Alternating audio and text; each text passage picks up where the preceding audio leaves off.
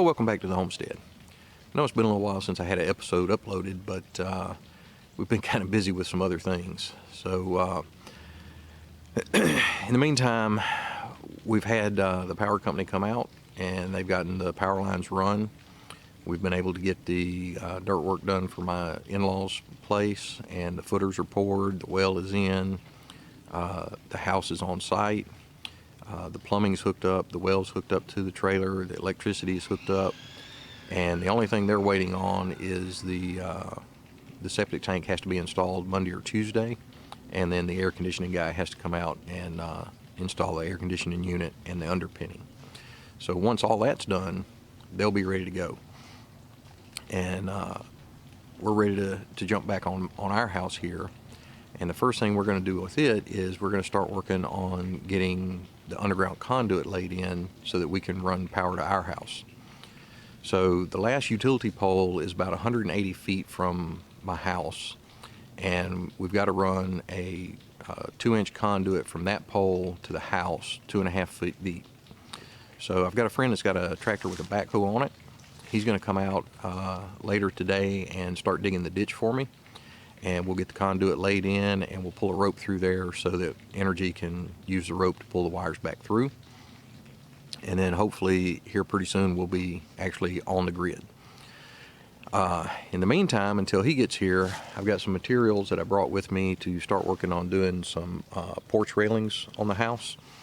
And we're going to see if we can't get some of the railings done across the front of the house as a time filler while we're not working on the ditch. But the ditch is my primary focus today. So let's go ahead and start getting the stuff unloaded and set up and see if we can't get started on the porch railings. All right, so for the design of the porch railing, we're not going with anything super elaborate. I picked up some of these brackets from Lowe's that you can rest a 2x4 in vertically. So we'll have these attached to the post, and then there'll be a treated 2x4 that'll run on edge between the posts. On top of that 2x4 will be these 26-inch aluminum banisters every 4 inches. And then on top of that will be another 2x4 on edge, and then one on side, and then one of these 5/4 planks on side. So this will be my finished cap rail right here. And that should give me a finished handrail height of right at 36 inches, maybe just a hair over. So let's go ahead and start getting some of the 2x4s cut and see if we can't do the first one.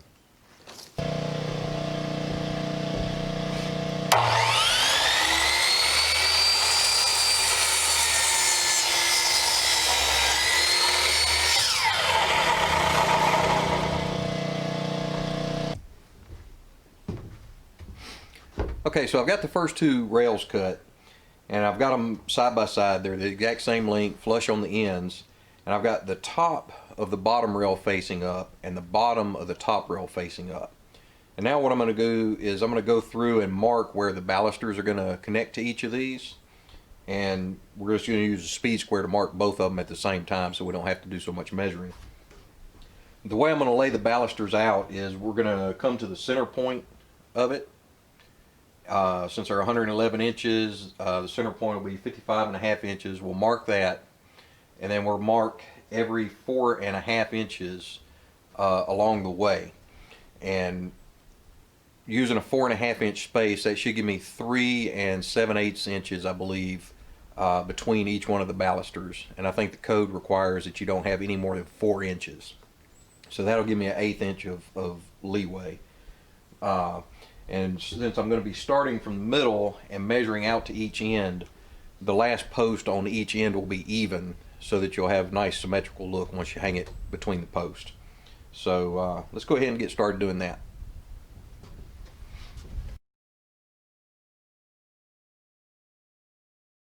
Alright, so now that we have all the baluster marks on the rails, next thing I'm going to do is take these little plastic connectors. I don't know if that's focusing or not. Anyway, it's just a little plastic connector. It's got a hole in the center of it. We'll drop these stainless steel screws down through the hole, and we'll screw it to each one of the marks. And that's what we'll use to connect the balusters to them.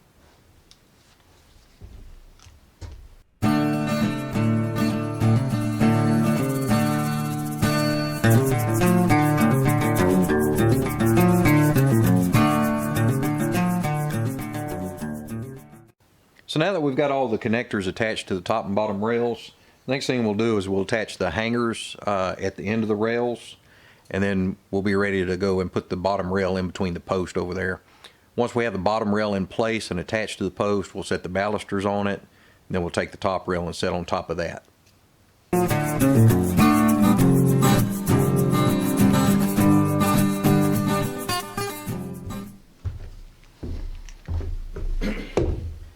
So now that we've got the bottom rail in place, I need to attach it to these posts. And what I'm going to do on that is I'm going to set the hanger 1.5 inches in from the back edge of these posts. And that'll be pretty close on to the center. So we'll just measure in 1.5 inches.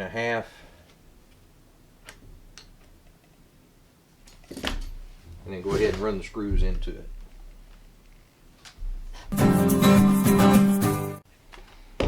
Alright, now we should be ready to start putting the balusters on.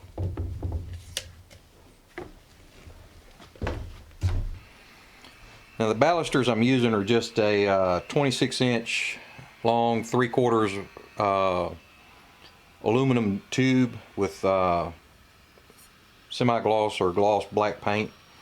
And we're just going to use a non-marring dead blow hammer to just tap them into place.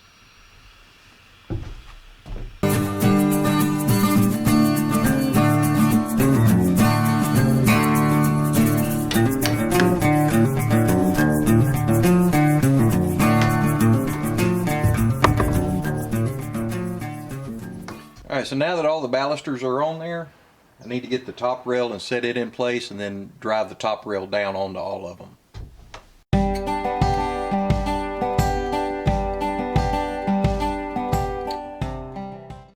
So now that I've got the top and bottom rails installed, the next thing I want to do is I want to put a horizontal 2x4 cross here. We'll use some 3-inch deck screws to attach that to the top rail, and then once I have that on, I'll have a lip on each side of this rail in front and back, and I can put a 5/4 by 6 top plate on it, and then I can attach underneath through that lip into the top plate so that all my screws will be hidden on this. So let's go ahead and get the 2 top plates on.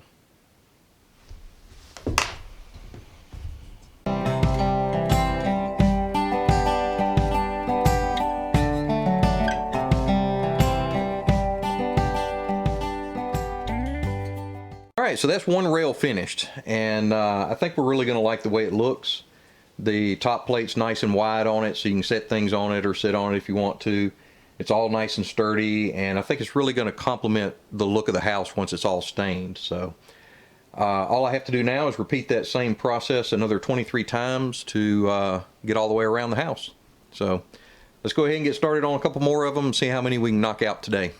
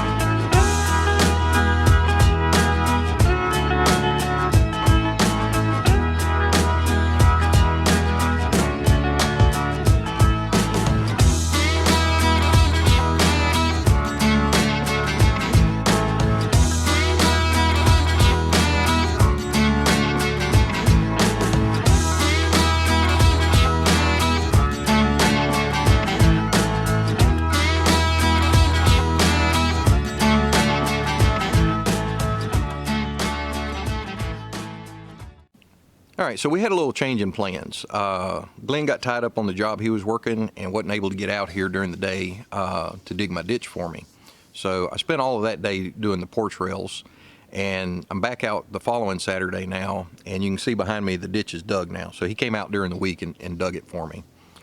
Now, I tried to come out during the week and go ahead and lay the conduit after work, but it's already dark by the time I get out here, and I didn't have good work lights, so I just put it off until today. So what we're going to do today is, I've got a 3/8 poly rope that stretches all the way down there to the electrical pole that we're going to, and then it comes all the way up to the box that they're going to put the meter base in. So we've got the rope strung through the first few sections of conduit already, and it's right here, so you can see it coming out. And what we're going to do is just continue gluing 10-foot segments of conduit on it until we're all the way down there to the light pole, and then we'll kind of set it all down into the ditch and work on getting it covered up. I'm not really too concerned about trying to get the whole thing covered up today. I do want to get a little bit of dirt in there on top of it, just kind of hold it in place. But unless my box blade works really well for pushing this dirt back into the ditch, we're probably going to wait until we have a backhoe back out here to finish filling the ditch in. So at any rate, let's go ahead and get started on gluing the conduits together.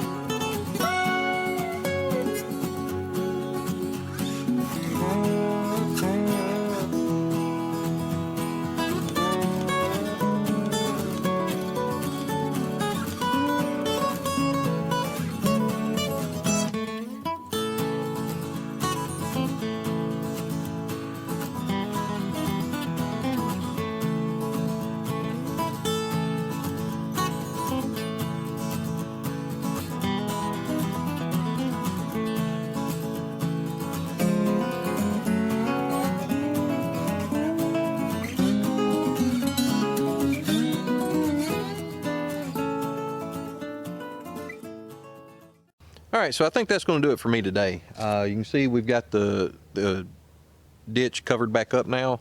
The conduit's buried. The ditch isn't perfect, but it's pretty good. I had to do it with my 9-inch tractor because the 2000 was too cold to crank. But my 9-inch tractor, the hydraulics are not real good on it, and the motor is not timed, so it doesn't have very much power right now. So we were lucky to get what we got out of it, but it's decent for now. Once it rains, it'll settle down some more, and we'll come back a couple more times and dress it up. But we've got the 2-inch conduit here to the pole, and the other end connects up to the service box or the meter base on the side of the house. The electrical company will take this 3/8 rope that you see on the pole, and they'll tie their wires onto it and pull those through the conduit up to the meter base, and they'll terminate the meter base in this end, and then the house will technically be on the grid. Now, there is some more work that I have to do in the breaker boxes inside the house before I can use the electricity, but we can keep the service disconnect off at the exterior of the house and finish up that work. So it's not very much that has to be done.